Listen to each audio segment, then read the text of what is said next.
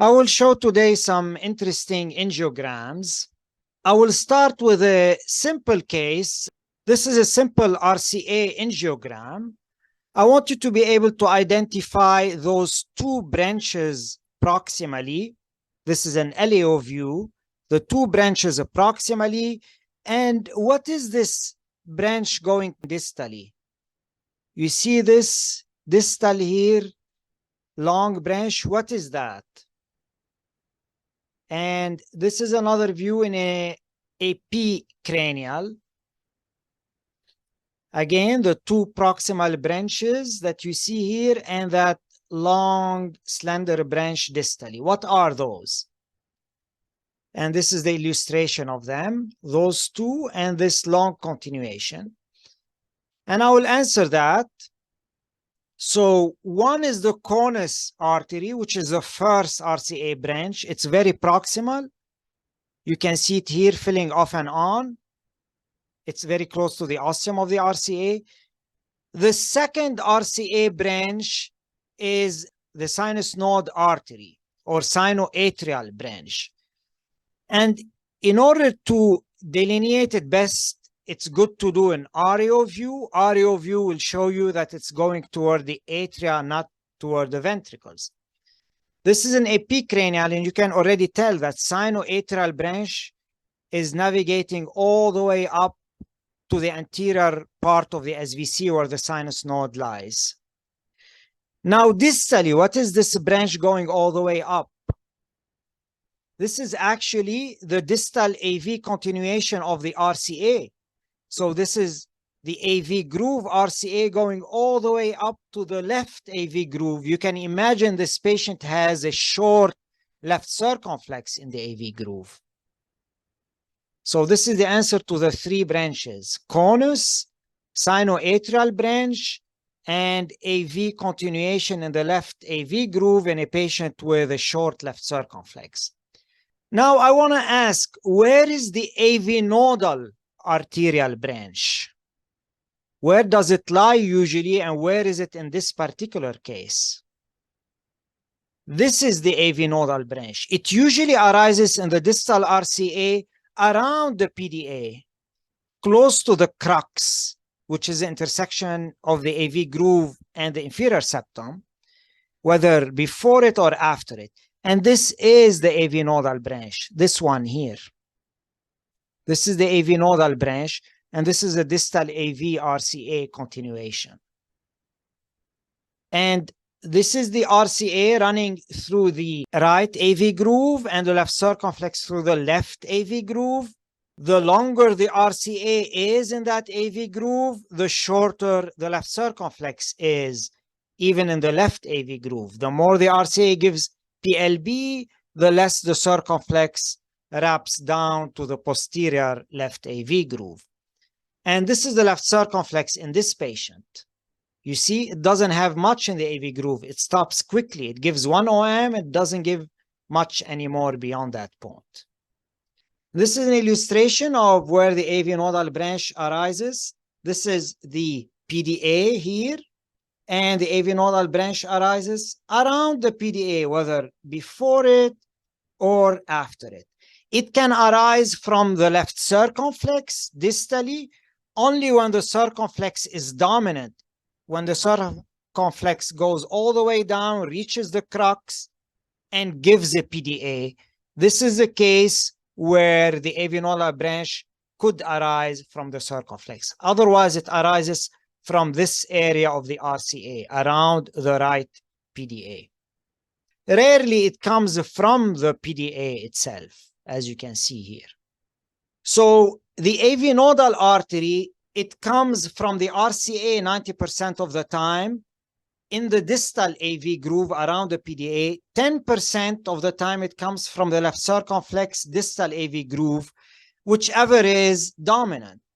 As a nodal artery, on the other hand, it can come from either the RCA or the circ, and it doesn't depend on the dominance because it comes proximally from those arteries. So it can come from the proximal right, as I showed here. It can come from the proximal left circumflex. 60% from the RCA, 40% from the circumflex. And usually it's the second branch of the RCA. It's important to know that, the second branch after the conus. It's also important to know that the conus frequently arises with a separate ostium from the RCA, about a third of the time. It's a separate ostium than the RCA. And what does the conus feed? What part of the heart does the conus feed? Very important to know. It feeds the right ventricular outflow tract, this area of the heart. Both the left circumflex and the RCA give atrial branches on the other side of the AV groove, well seen in an aerial view. So this is the heart. This is an aerial view which looks straight in the AV groove, and it allows you to see branches that go to the ventricle, the marginal branches on one side, and branches that go to the atria on the other side, whether for the right AV groove RCA or when you're looking at the circumflex. So aerial view for the RCA and for the circumflex will allow you to decide whether a branch is a ventricular branch, marginal branch, or whether it is an atrial branch. So the RCA in an aerial view will look like this. You'll see the acute marginal RV branches going this way, as well as the conus, and you'll see the atrial branches going on that other side of the AV groove.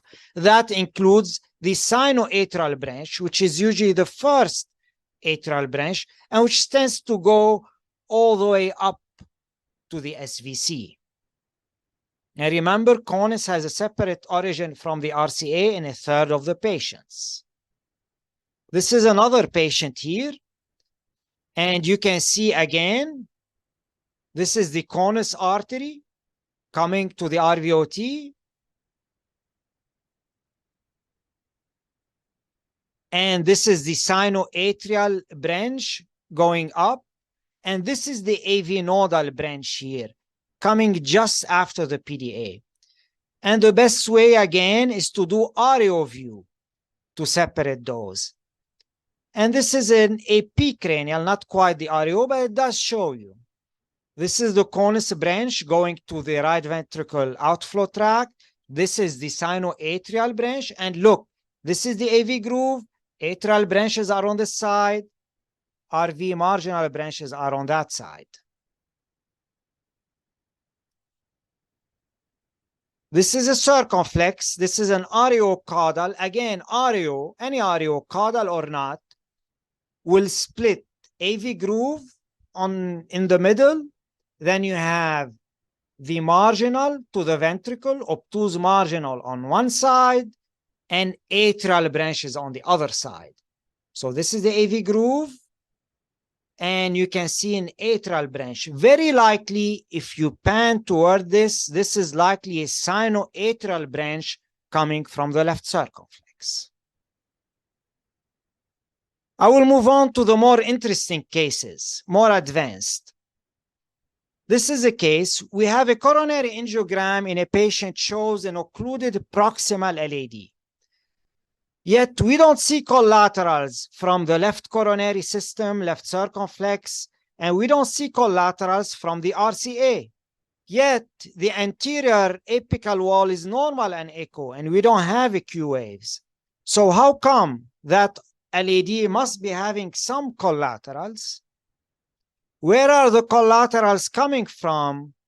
And is there any name for this situation? So we don't see collaterals anywhere from the right or circumflex, but there must be somewhere. The collateral is coming from the conus of the RCA. This is what we call the Vuessen's ring or the Vuessen's collateral. Keep in mind, the conus feeds the RVOT, which is in the neighborhood of the LAD, and collaterals always form in proximity. So when the LAD is occluded, the conus can come to the rescue. So we'll have a collateral from the conus to the mid LAD, and that's what we call the Vuessen's ring. That's it here. Now the conus has a separate ostium in a third of the cases. So what happened when you engage the RCA in that patient? You did not see the conus. The conus had a separate ostium. So you missed the fact that you had a collateral to the LAD. So in that case, you need to be aware of it. I don't see any collateral to the LAD. There must be a conal collateral. I must see the conus. So what you do in this case, you do non-selective RCA angiography so that you can fill the conus and see the view sense collateral, or disengage the RCA and try to engage selectively the conus by aiming your catheter more anteriorly and making it point more upward, which is the opposite of what we try to do. Normally, we fall in the conus accidentally and we want to get out of it because we damp.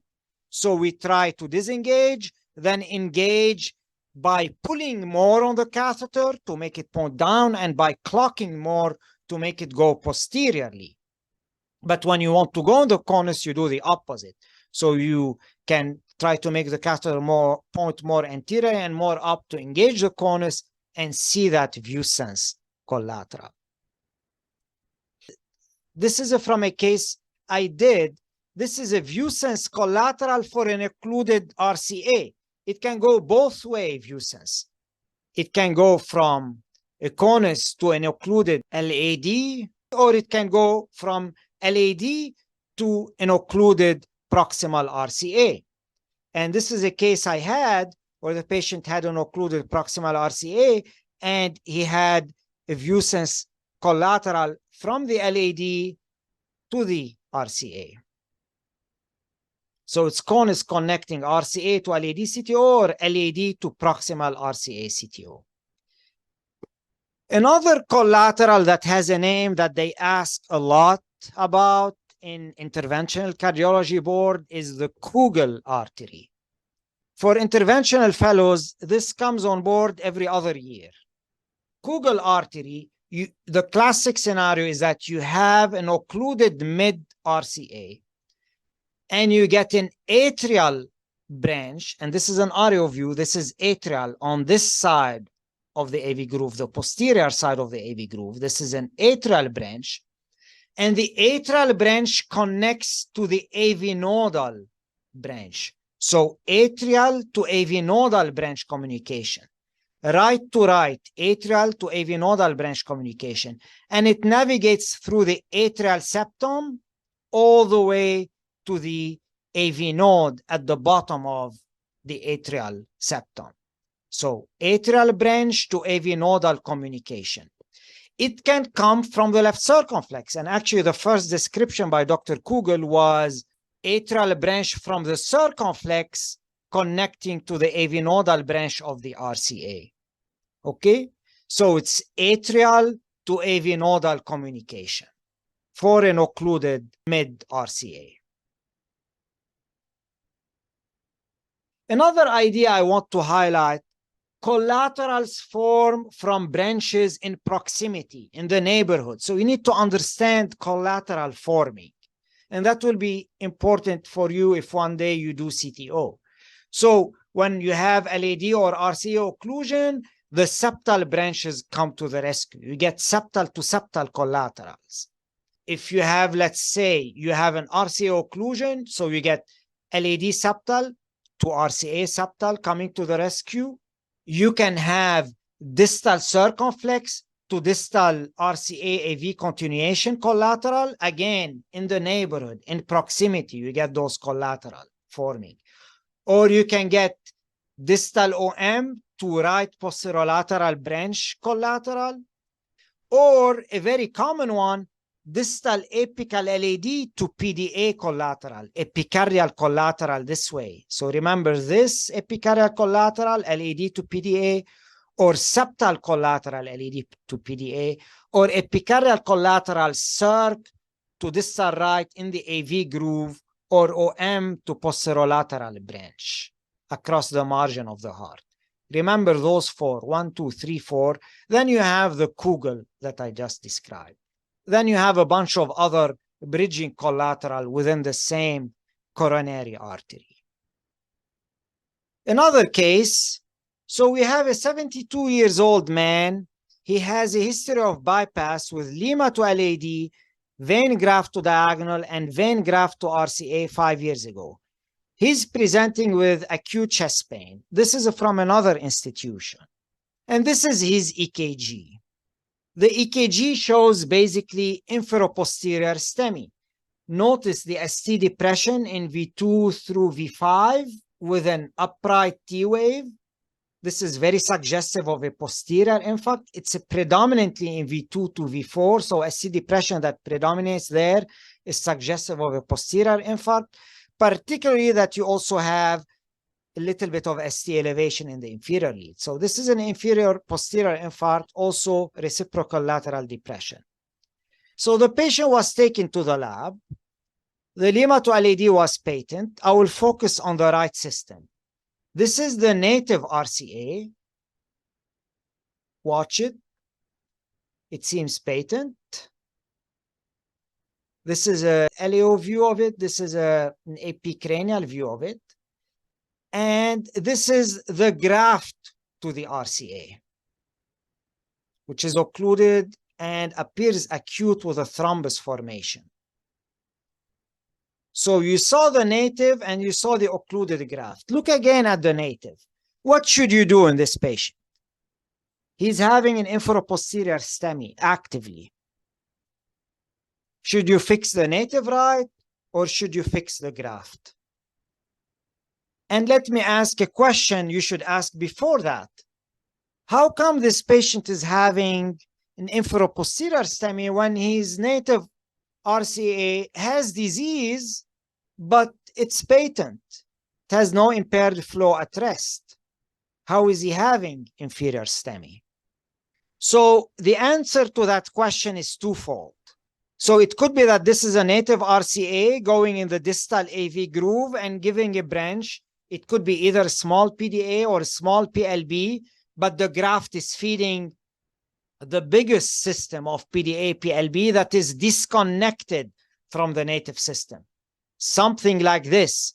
So you're seeing an RCA feeding some branch, whether a small PDA or a PLB, but the graft is feeding the biggest PDA and PLB system, and there is an occlusion in between. That's the likely scenario here. That's how you have an ongoing inferoposterior STEMI, despite what seems to be an open right. The further explanation, though, is that this artery you see here is not an AV groove RCA. This is actually what I explained in a prior talk. This is an acute marginal. Remember the true RCA AV groove. If this is the RCA giving you a PDA, it will have two sharp bend like that. It will give one sharp bend distally as it's reaching the posterior AV groove. Then it will give another sharp bend into the PDA. This looks too smooth. So me, when I first looked at it from the other institution, my initial impression was that this artery is not even an AV groove RCA.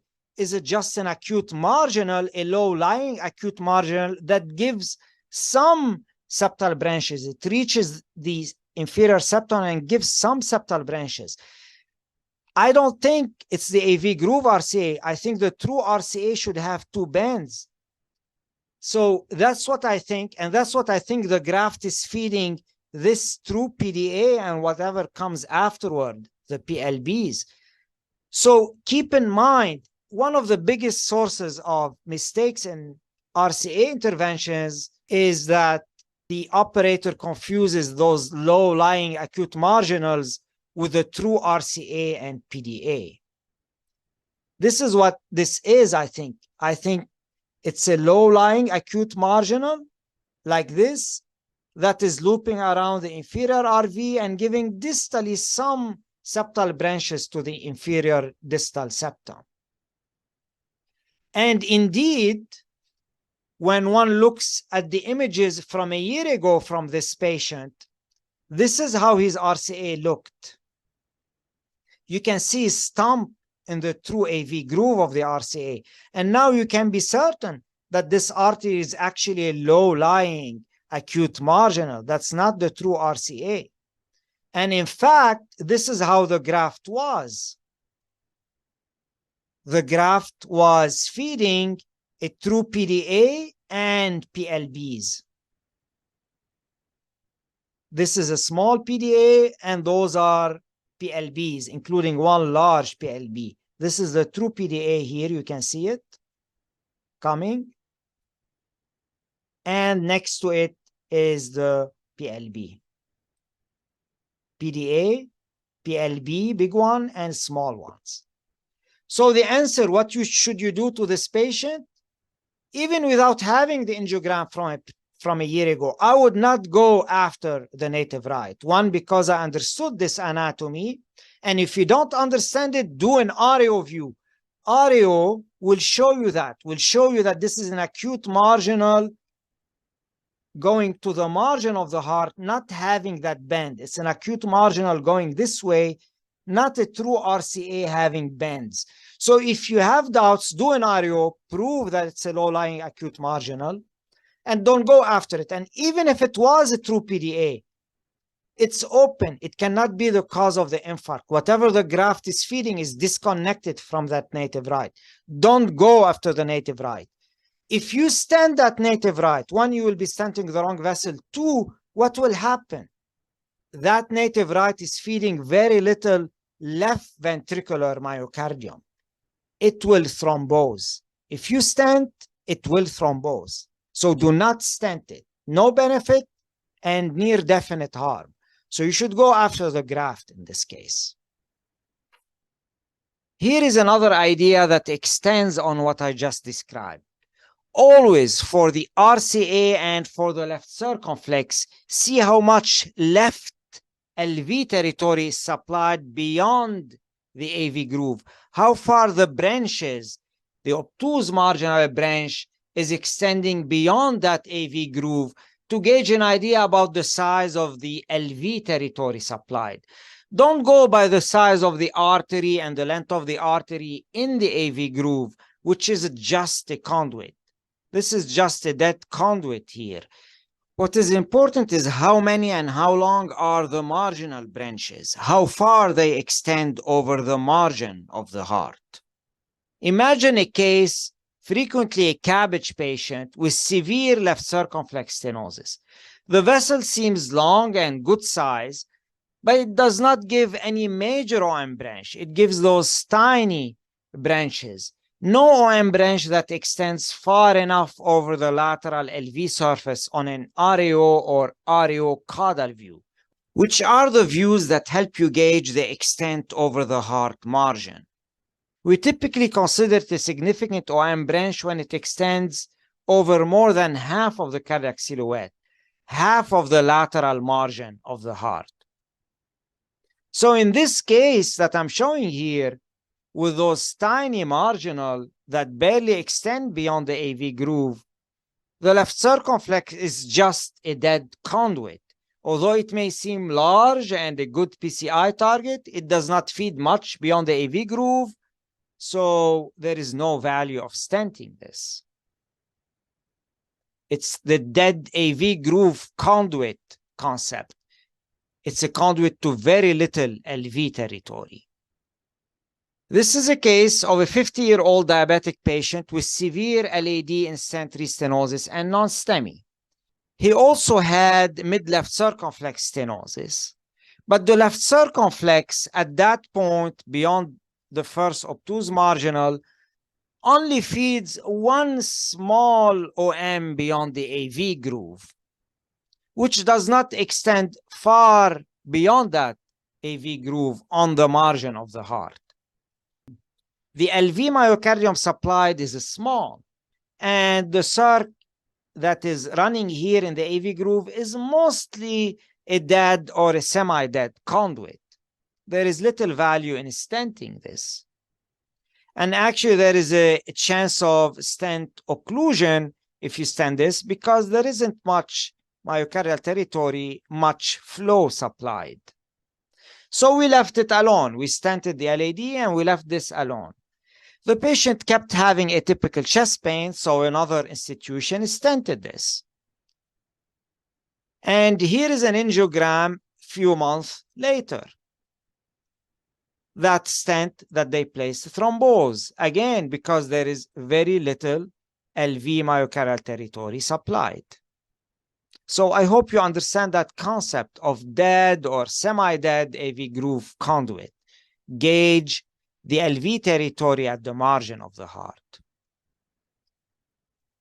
I will move on to another case. This is a 56-year-old man. He has no prior cardiac history. He's been having chest pain for 1 hour. And this is his EKG. What do you see on that EKG?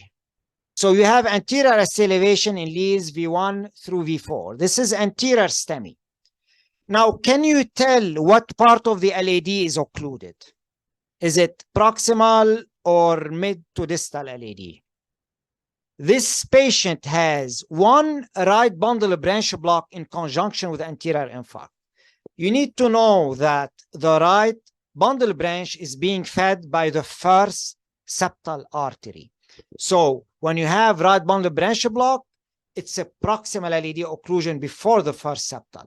And it tells you this patient has a high risk of cardiogenic shock. That first septal is critical to preserve the basal contraction of the ventricle and prevent cardiogenic shock. So that's one idea why I think this is a proximal. So the right bundle is from the LAD, not from the RCA, and the first septal of the LAD. The left bundle, what feeds the left bundle branch? The left bundle branch has dual supply. It has supply from the septal artery, multiple septal arteries, as well as the AV nodal artery. So it has multiple arterial supply. That's why it's harder to infarct the left bundle than the right bundle. You typically need multivessel disease to infarct the left bundle or chronic cardiomyopathy with scarring. Okay, another thing tells me this is a proximal LAD on this EKG. ST elevation in V1 that is pronounced more than 2.5 millimeters. Normally, mid-LAD occlusion gives you more diffuse ST elevation, V2 through V6, even the inferior leads and the lateral leads, 1 and AVL. The apex infarct gives you diffuse ST elevation. It doesn't give you a whole lot of ST elevation in V1, usually mid-LAD. So proximal LAD at the base gives you a lot of ST elevation at that V1, which looks at the base. Also, if you have ST elevation in AVR, it would suggest left main or proximal LAD. Left main will give you more ST elevation in AVR than in V1. Proximal LAD would be more V1 than AVR. So looking at that EKG, I know it's proximal LAD, and I'm kind of reassured it's probably not left main. There is ST elevation in AVR from the proximal LAD, but it's not very pronounced. It's not more than in V1. You understood those ideas? Very important. ST elevation in AVR could be left main or proximal LAD, but when AVR is more than V1 or more than 1.5 millimeter, think left main with or without proximal LAD. So we took the patient to the lab. We went with a XB35 guiding catheter radially. He was a little hypotensive, as you can see here, but he was not damped. We engage, and this is our first angiogram. And in that first angiogram, as we're injecting, you can see he arrested in the middle of the injection. He went into VFib. Look at this. Okay, so we were not damped, so it's not that we did anything wrong, but he arrested in the middle. He had VFib. What's the immediate next step beside the fibrillation? While the nurse is charging for shock and while the whole room is anxious, you should remember to do one thing. Keep this idea in mind.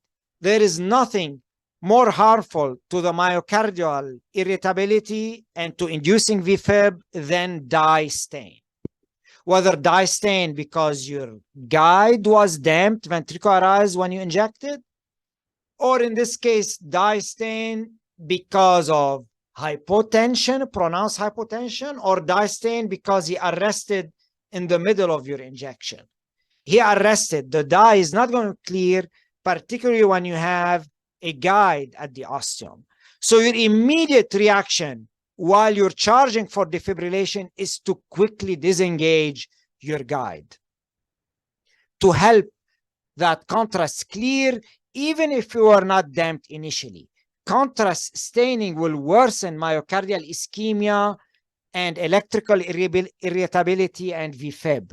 Also, removing the guide improves left main flow, even if the guide is not originally occlusive. When you are very hypotensive or in arrest, even a non-occlusive guide can worsen coronary ischemia, and that could be what happened here. We had a non-occlusive guide, but on top of hypotension, that guide worsened ischemia, then we injected dye in an anterior STEMI that triggered VFib. Contrast staining will worsen that process. In general, whenever you have dye stain and VFib, you have to relieve dye stain in order for defibrillation to be successful.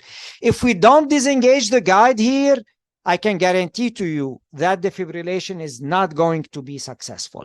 And that's what we did here. And I even saved the fluoro.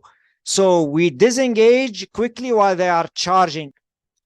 So whenever you have dye stain and VFib, you have to relieve dye stain in order for defibrillation to be successful. Another case that we encounter in intervention is as you are puffing contrast and advancing a balloon into a tight lesion, you may jail the dye beyond the lesion. And that may be okay if you jail a little bit of dye around the balloon. That helps me position the balloon. However, if you jail too much dye, if you injected a lot of dye, then position the balloon and a lot of dye is jailed, including distally or into the branches distally, then you will induce VFib. So if you're positioning your balloon and you get a lot of dye stain in the branches with an occlusive balloon, you have to immediately pull back that balloon to relieve dye stain. So what we did here after defibrillation, we re-engaged and I wired with absolutely no contrast at all. Not just that, we ballooned with no contrast at all. We used that image to know where to balloon. So we wired and ballooned with no contrast. We relieved myocardial ischemia. Then we gave the first contrast injection since the VFib. And now it was easy. We just stented it. Very good result. The same idea applies if you happen to, by mistake, inject dye in a damped catheter, including damp in the conus. You have to disengage. Even if the patient gets VFib, don't just defibrillate him. Disengage while you're charging to defibrillate. VFib will be refractory if you don't disengage. So dye stain and VFib, disengage. Okay, this is another case, also from another institution.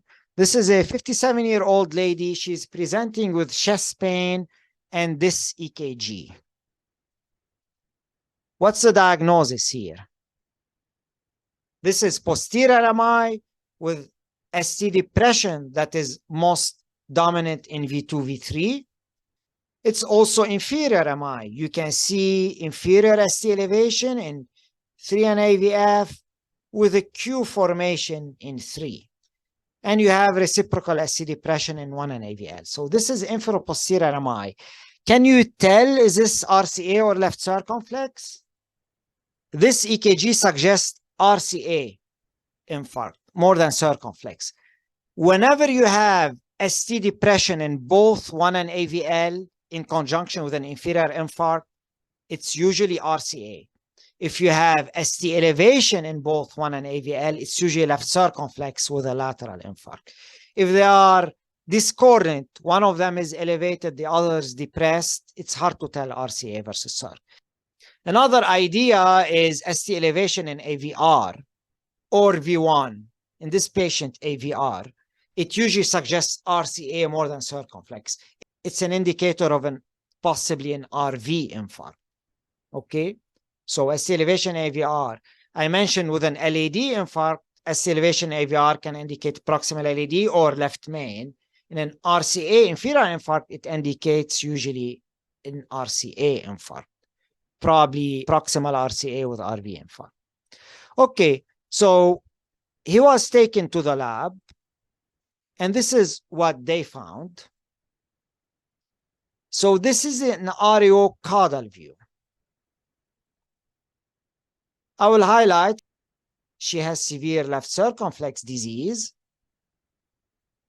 And notice here there is a stump. She has an occluded obtuse marginal artery. Now tell me, where is the LAD?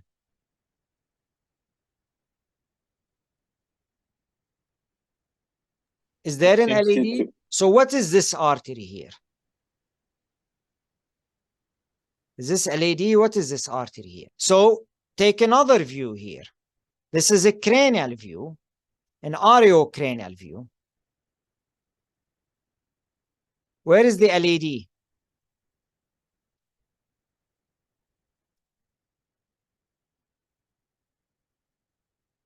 Is this an LAD here? It's giving a lot of septals.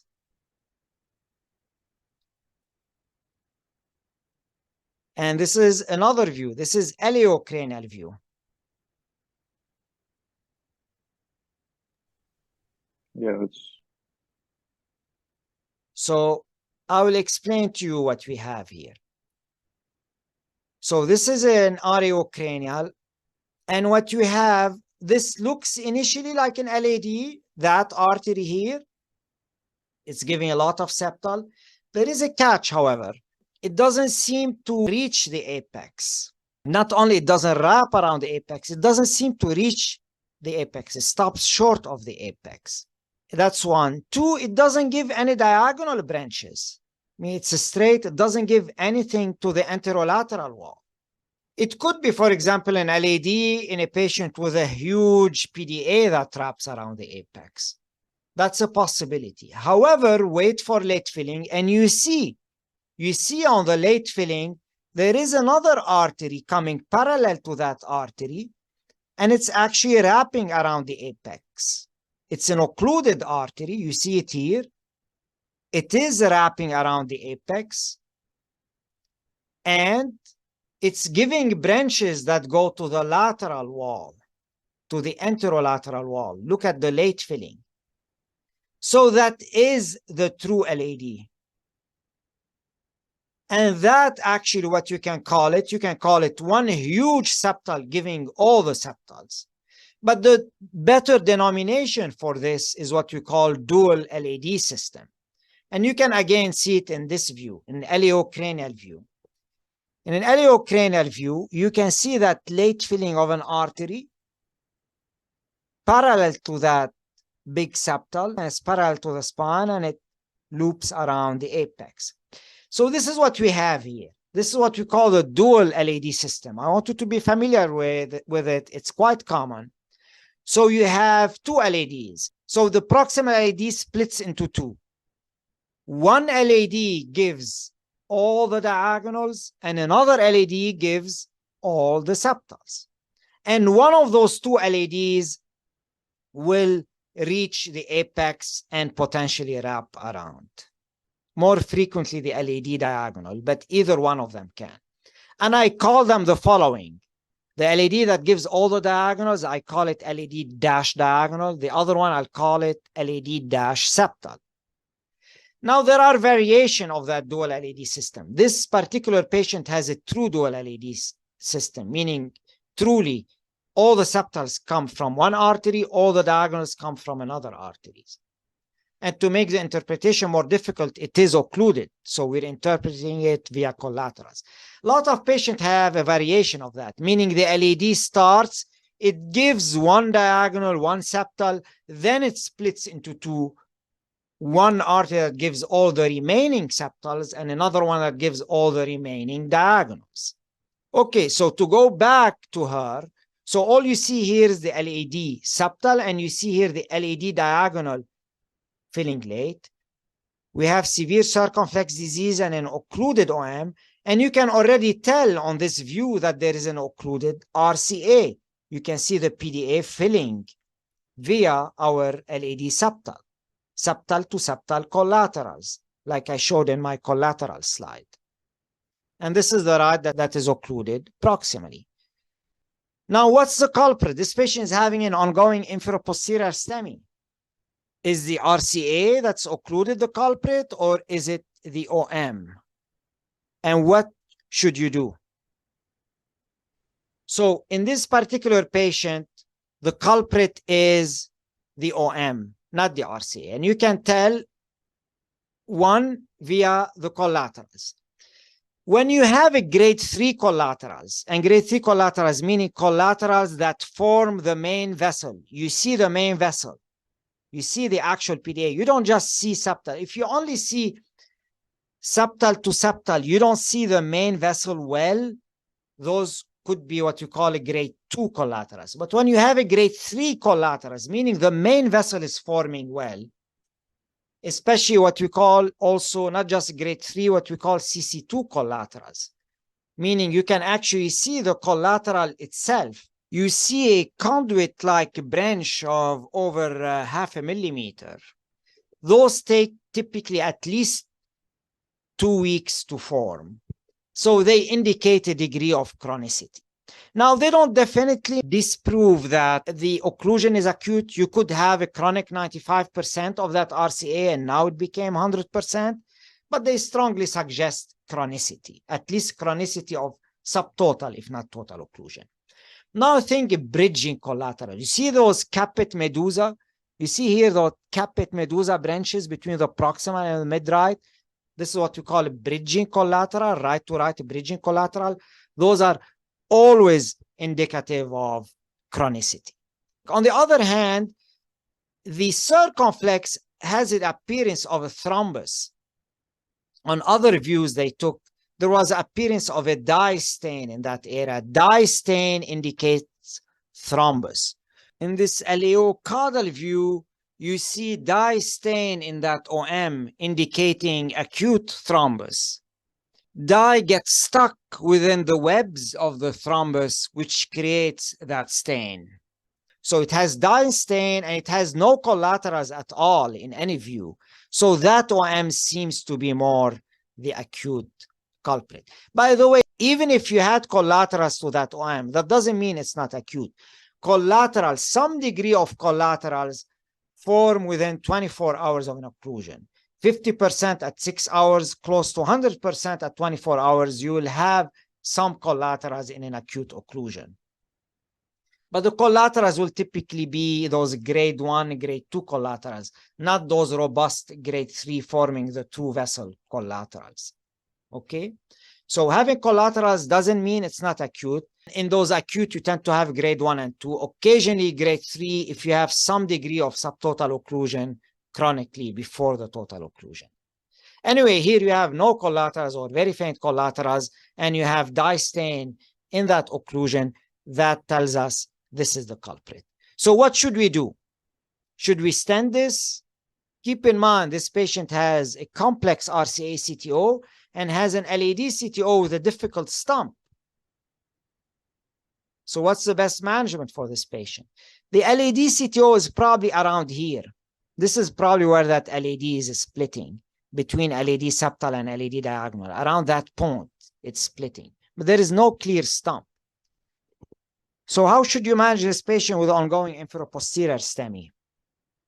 So what you need to do, you need to abort the infarct with as minimal of interventions as possible. So I would wire that OM and balloon it and try to reestablish TIMI3 flow with balloon. No Plavix, just heparin and, if needed, 2B3A antagonist. And then refer the patient for inpatient cabbage for that LAD, RCA, and for the OM. So wire and balloon OM, culprit for STEMI, try to not stent, then refer the patient for cabbage within the same hospital stay 3 days later. Why? It's been shown in the setting of a large infarct, waiting at least 1 day, preferably 3 days, is associated with less in-hospital mortality. And it was important to understand that LAD diagonal is occluded, not think that this is just one diagonal branch or a ramus that's occluded. Had somebody misread that angiogram and called that artery ramus, he may have thought, okay, I'll just stent that OM and treat the rest medically. But no, this is the true LAD that's occluded. You need to revascularize this as part of comprehensive management of this patient. This is the LVgram of this patient. I highlighted that in the past. The LVgram also helps you tell what the culprit is. You see the bulge is mostly in the mid-inferior, mid and distal inferior close to the apex, but the worst bulge in that mid-inferior. Whenever you have mid-inferior or mid-anterior predominant bulge, this is suggestive of circumflex OM. Mid-anterior in a high OM or diagonal, mid-inferior in a low OM. Okay, so that's another supportive feature of OM in this patient. Now, why did the EKG suggest RCA? It is confusing. It really looked like RCA by EKG. But the reason the EKG was confusing is that a lot of those ST depressions are due to the fact that this patient has multivessel disease. This is a patient with acute circ on top of chronic RCA. And those are the EKGs where the RCA criteria become no longer helpful. When you have acute circ in somebody with a chronic CTO of the RCA. It's possible that that OM that's now occluded was providing some collateral to the distal RCA, maybe the PLB of the RCA. So that's why you're getting what looks like an RCA. Also, another thing, the patient has LAD occlusion. It's possible that this OM was providing collateral to the diagonals of that LAD diagonal. So it's likely that some of those ST depressions here are not just posterior infarct. They are possibly simultaneous remote LAD ischemia in a patient with multivessel disease, and the OM may have been providing some flow to the LAD, which is now suffering from ischemia. This is not just reciprocal changes. In somebody with multivessel disease and STEMI, those could be what we call remote simultaneous ischemia. And regarding what I described about collateral timing formation and classification, those are two landmark papers. This is the paper by Schwartz, and it basically shows that within 24 hours of an infarct, half the patient have some collaterals, typically grade 1 or 2. Beyond 24 hours to a few days, almost all patients have some collaterals. And beyond 2 weeks, this is when you start getting the collaterals grade 3. Within 1 to few days, most of your collaterals are grade 1 or 2. And this is what you call Raintrop grade 3 collateral, is when the distal vessel is well opacified and well filled and delineated, as opposed to grade 1 collateral, which are like faint filling of branches of the vessel, and grade 2, where there is faint filling of the distal vessel, but you don't see it clearly well delineated. And this is the CC classification of collateral. CC1, where you see continuous thread-like connection, and CC2, and there is continuous branch-like connection, more than a thread, and it's about 0.5 millimeter or more in size.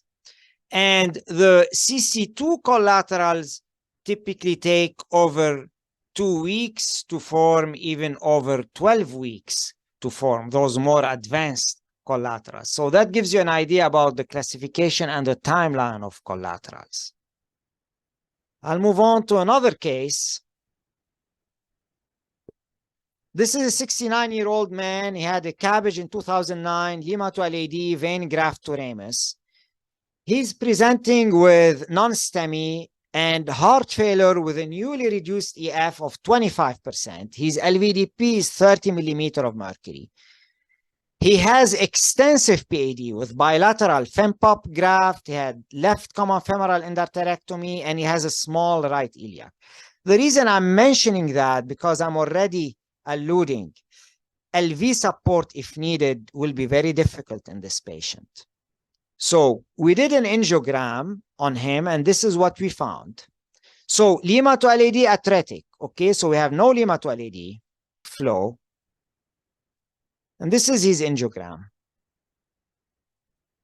So we have a critical distal left main, Medina 111, true bifurcation, 80 to 90% distal left main into ostial LAD and ostial circumflex. And you see it here as well. And the native RCA is also occluded. And it's actually getting collateral from the left system, from the LAD. It's occluded and not bypassed. So here is what we have. We have practically a patient with no patent graft except a vein graft to a ramus that runs here, and that is disconnected from the native left coronary system. The graft does not feed the native left coronary, so it is an unprotected left main. And in the native vessels, you have critical distal left main, a true bifurcation, heavily calcified, 111, along with a calcified downstream LAD disease that will also need to be treated, and occluded RCA, and low EF, high LVDP, and extensive PAD. How would we fix this left main bifurcation? So in planning your left main intervention, I mentioned in the past, the 5 questions you ask yourself. Need for atherectomy, and the patient does need atherectomy. Need for 2-stent strategy, the patient does need 2-stent strategy in light of the complexity of that true bifurcation, including the heavy calcification, the length of disease, and the sharpness of the angle. Need for support. The decision to regarding need for support depends on how complex your intervention is and on your LVDP. Here we decided to diurese this patient so that we end up reducing the risk and reducing the need for support. And we decided to do it with no support and use a simplified 2-stent strategy, TAP. The TAP strategy, I will use rotational atherectomy, which in my opinion is better tolerated than lithotripsy shockwave prolonged balloon inflations. Simplified 2-stent strategy, diuresis to reduce LVEDP, and no support transradially. But what's the single most important concern in this case? If you look at this angiogram, during your intervention, what will be your single most important concern? An interventional fellow, when he sees this image, will be able to pop in his head. I'm not just worried about rotablation and how do I stent that distal left main. I have a bigger concern at hand, bigger than the low EF, bigger than the LVDP, bigger than everything. The single biggest threat for any interventional cardiologist is something you can imagine on this angiogram. What's the one thing that will put you in cardiogenic shock more than anything else? Left main ventricularization. That's the answer. Left main ventricularization. The single most dangerous phenomena in interventional cardiology is left main ventricularization. So the biggest concern in this case, and you can see here, I know the eyes catch that distal left main, heavily calcified, complex bifurcation. But look at this. Even a diagnostic catheter is nearly occlusive of that ostium of the left main. In fact, the whole left main is disease. It's not distal left main disease only. It's diffuse, including ostial left main disease. And your biggest concern here is, I will do a complex intervention and I will risk ventricularizing and occluding the left main during my intervention. I want guide support. I want my guide to be engaged. Yet I will be ventricularized. I will be creating ischemia with my guide. That's the single biggest feature of that case, more than anything else. off and on left main ventricularization in a long case will cause hemodynamic collapse at some point during the case, even if you have LV support. I sometimes pop into cases of some of my colleagues, and I cringe when I see them having an impella and feeling comfortable keeping the guide ventricularized because they have impella. No impella in the world will save you from left main ventricularization. Even if you do it off and on, if we're speaking a long case, off and on left main ventricularization is risky because you add 30 seconds here and there over the course of a 3-hour case, that will end up causing prolonged left main ischemia. Now, if you're having a simple case, if you're just having ostial left main and you're stenting pure ostial left main, it's fine to have off and on left main ventricularization for a few seconds off and on because the case will be quick, but this case will be long. So much so that I wasn't ready to afford any left main ventricularization, meaning I was going to do the whole case with my guide disengaged, slightly disengaged, but disengaged throughout the whole case. I do not want to tolerate any off and on left main ventricularization. So this is what I'm talking about. My nurses and myself were alert. I wanted my pressure to be this throughout the case. We've had briefly something like this. I immediately disengaged. This is mild ventricularization, meaning in diastole, you're starting to have a slight horizontalization of the pressure. The pressure is becoming slightly horizontal, maybe still downsloping, but slightly horizontal. This is the least ventricularization you can get, but it's still ventricularized. By the end of the case, the patient will die if you tolerate this. So we immediately disengage whenever we see that. Left main ventricularization, even intermittent in a long case, may cause hemodynamic collapse and PAR rest by the end of the case.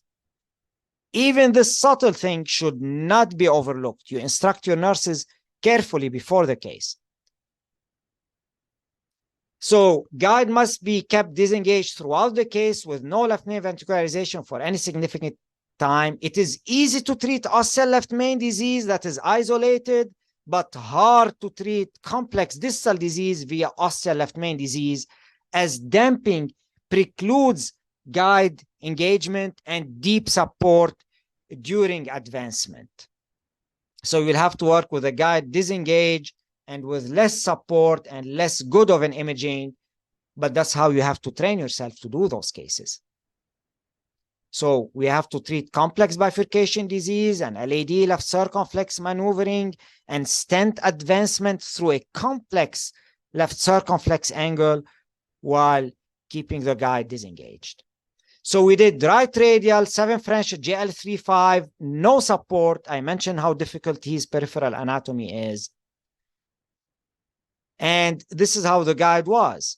So we were disengaged. You can see we're filling a lot of the aorta. We were absolutely not damped. We were like this. And what I did here, we did rota. See how we did rota. During rota, I was disengaged, but I kept the guide coaxial. When you do ostial rota, you want to be disengaged, but you want to be coaxial. You don't want to have the guide giving you a sharp angle into that ostium. Then you risk cutting into the aorta. So you need to be coaxial but disengaged. So we did that. The rotablation went well. Not just rotablation of the left main, I actually did rotablation of the proximal LAD. The proximal LAD had a tight calcified lesion that I needed to treat as well. So we were able to do that. And the plan was to do TAP as a plan to stent strategy. I wanted to start by stenting the LAD, then I stented the left main with a 4x32 millimeter Megatron stent from ostium to proximal LAD.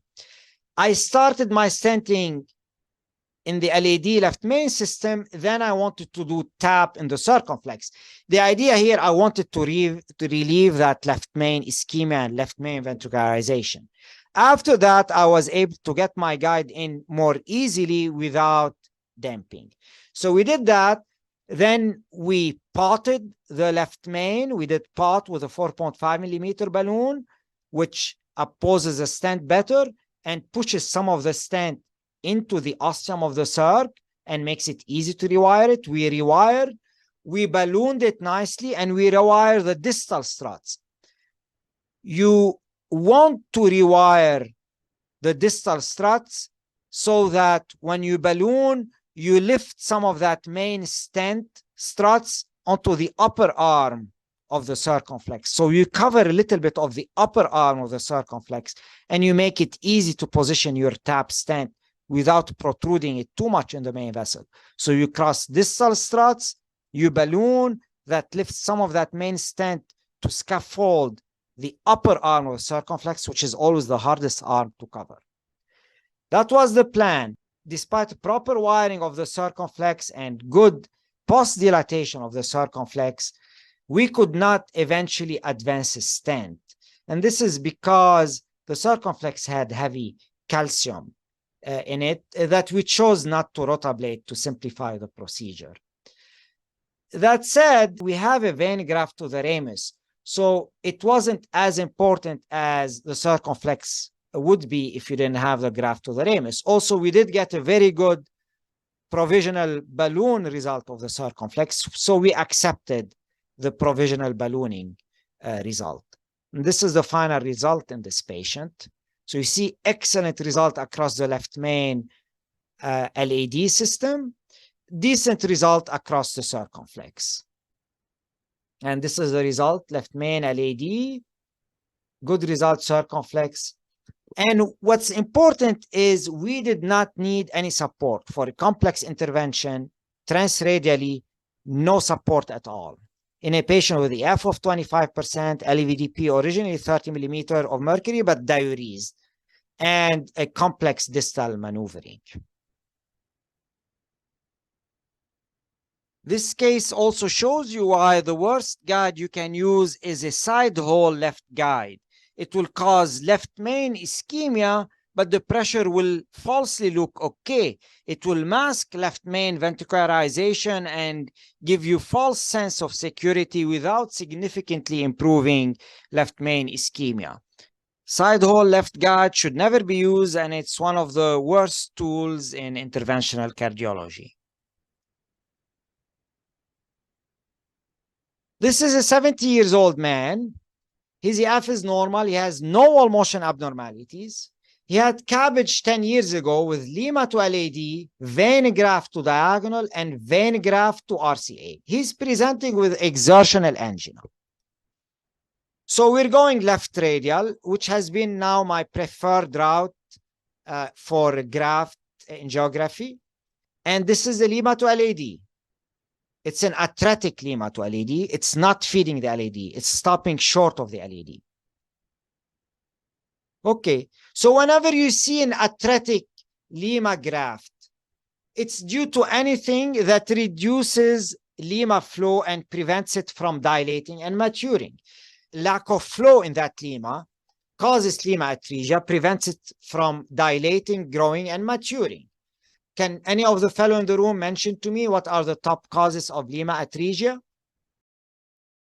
Anything that prevents flow through the Lima can cause it to be atretic. That may mean no significant proximal LAD disease, so we have very good competitive native flow, and that prevents Lima from maturing. When you put a Lima in a patient with no significant left main LAD disease, Lima will be atretic in 80% of those cases.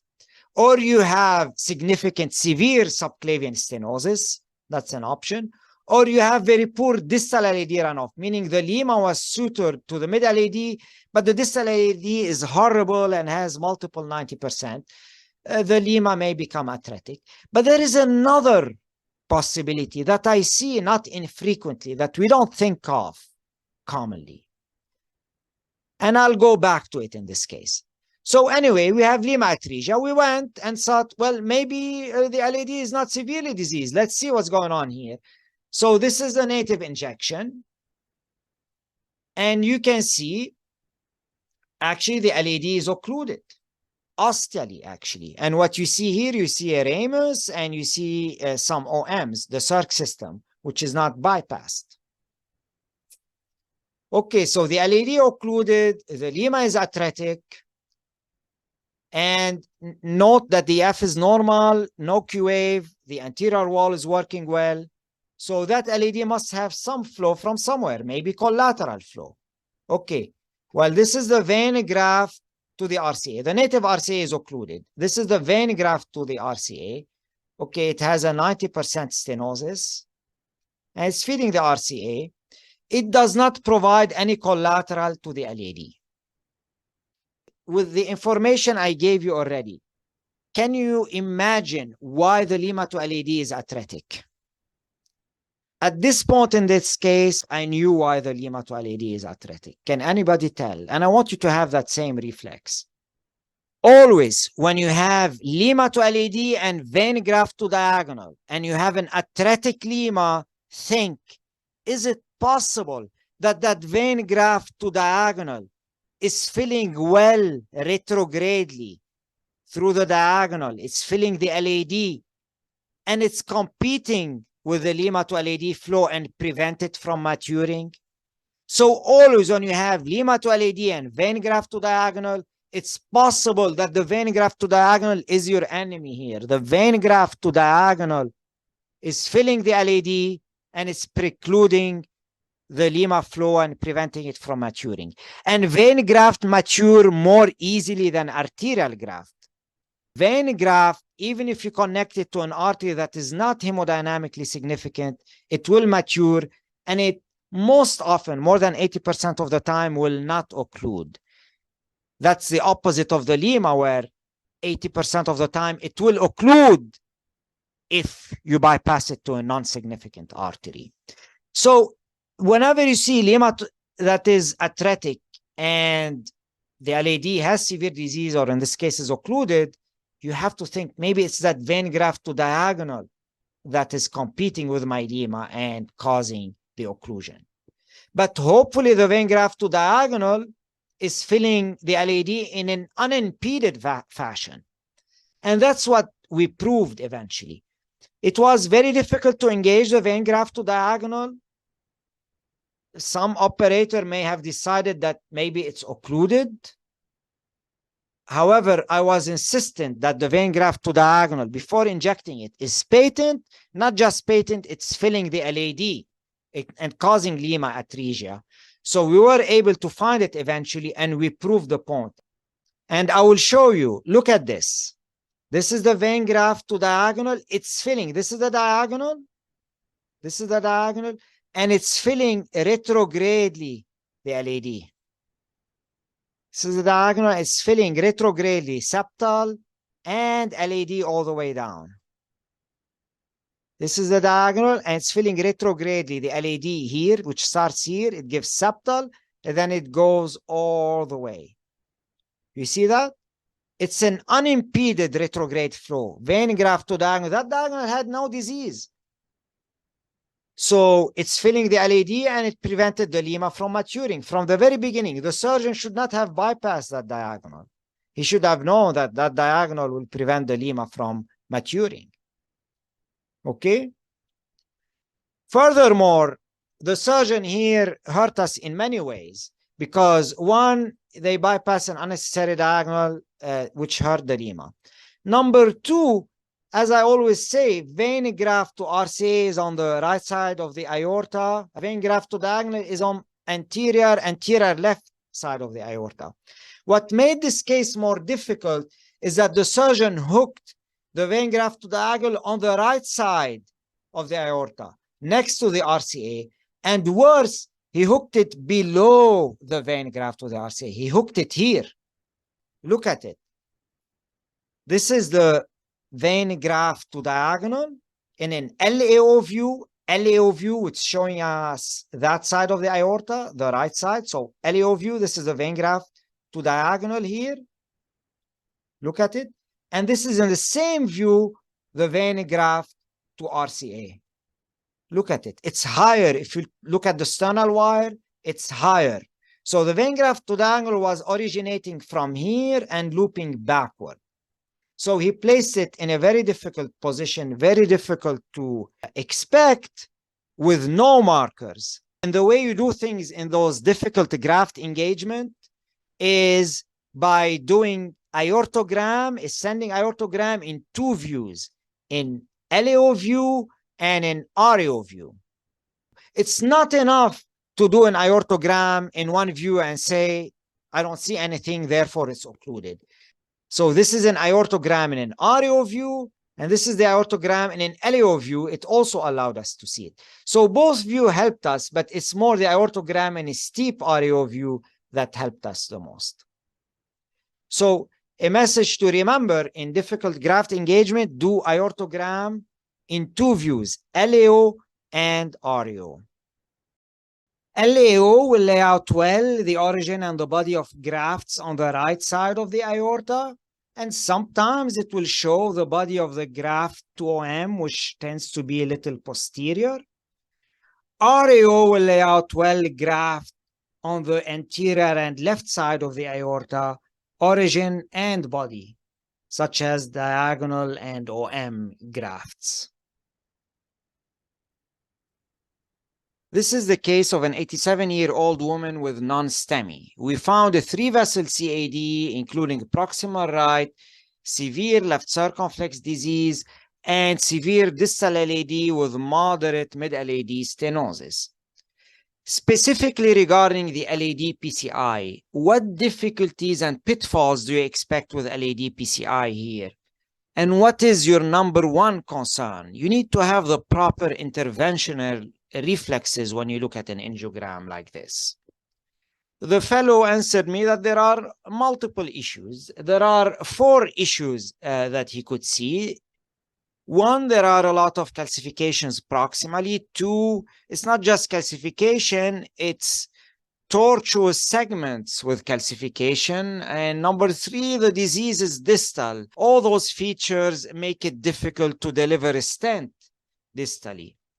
Furthermore, the distal stent with runoff that is not large is concerning for stent thrombosis. So all those issues are significant.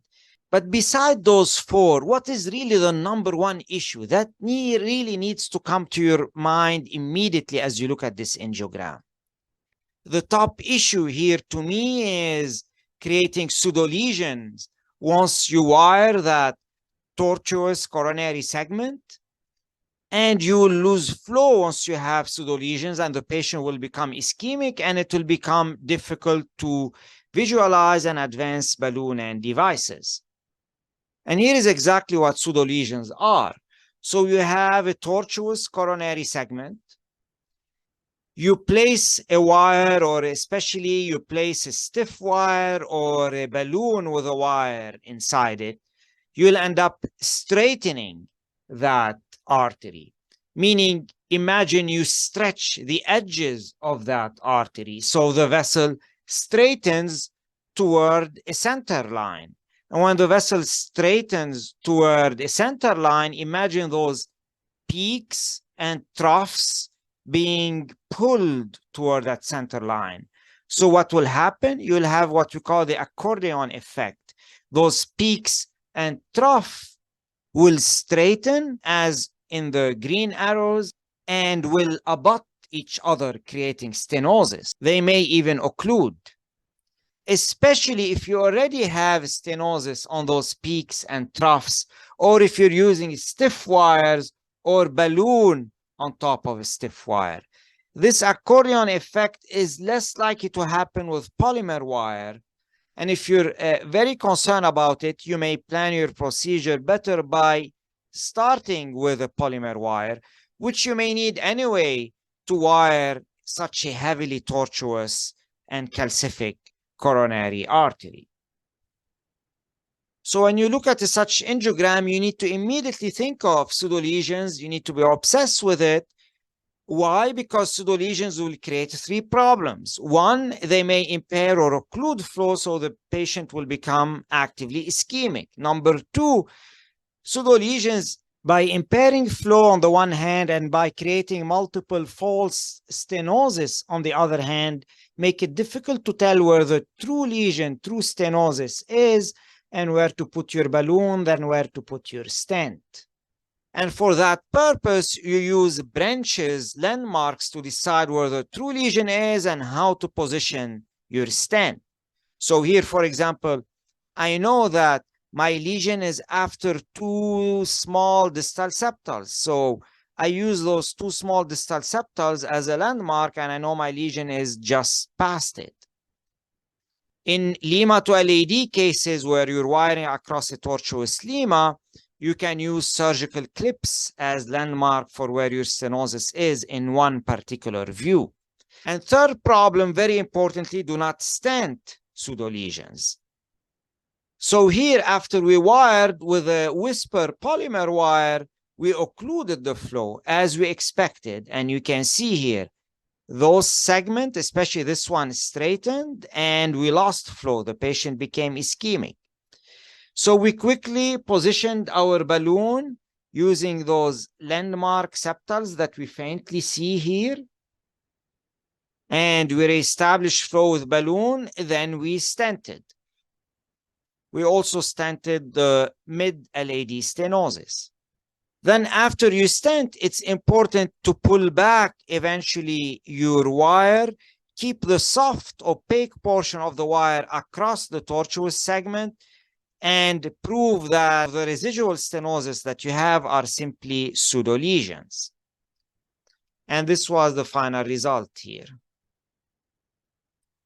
So we just stented focally the lesions, each one with a 12 millimeter stent. We did not stent the pseudo-lesions that we had during the case. Along those lines, this is an illustration of a Lima to LAD intervention. There is a lesion here, but there is tortuosity behind it, and we expect it to have a pseudo-lesion across that tortuosity. And indeed, after we wired the lesion here, we had a tight pseudo-lesion. However, we just stented our lesion and left that pseudo-lesion alone. This is the result after stenting. You can see that tight pseudo-lesion. So we pulled back our wire. We pulled it all the way till the soft portion is across this. And we proved that this was indeed just a pseudo-lesion across a tortuous segment. There is no true lesion. After pulling back the wire, there is no lesion at all.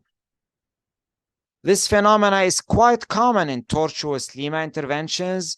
This Lima here wasn't very tortuous. It's more common in Lima that have a roller coaster 360 degrees loops where you may have severe pseudo-lesions that occlude flow and makes it hard to position your balloon and stent.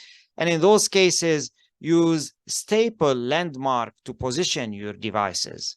And you may use level of sternal wire in one particular angle to decide where the lesion is and where to position your balloon.